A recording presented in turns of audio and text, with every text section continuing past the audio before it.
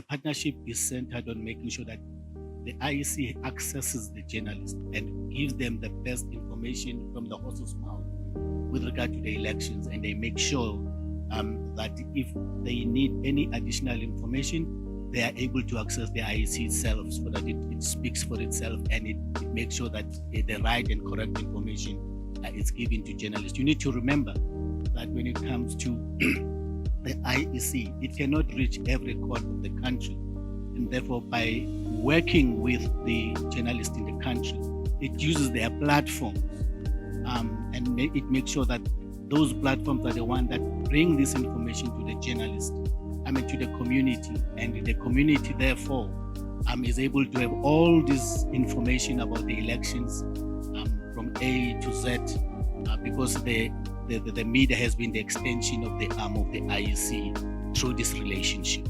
We are faced with a lot of challenges as we prepare or during the elections and post the elections.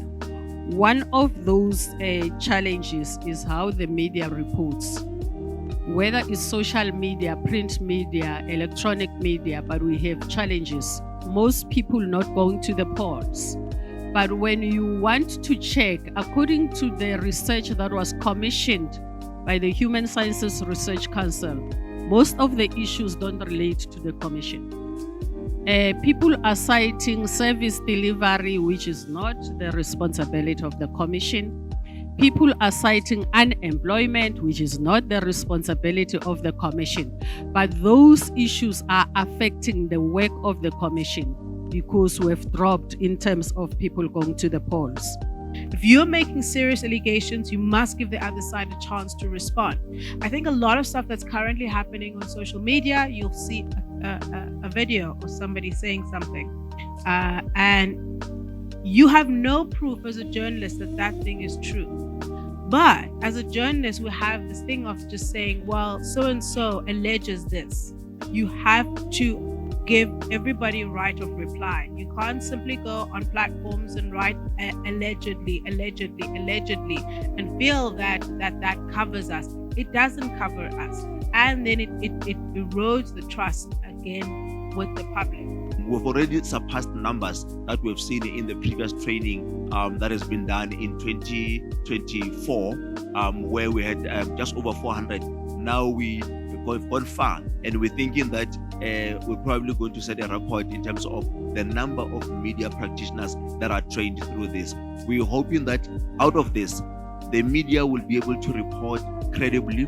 They will be able to inform the public in terms of the process of the elections, and also help us to deal with a lot of the misinformation and disinformation that we see in the space out there, as that often tends to undermine the electoral process, and therefore we're appealing to the public as well that as and when they consume information during this period, it's very much important for them to be alive and to actually use credible media platforms for them to double check if the information they are receiving is actually genuine information.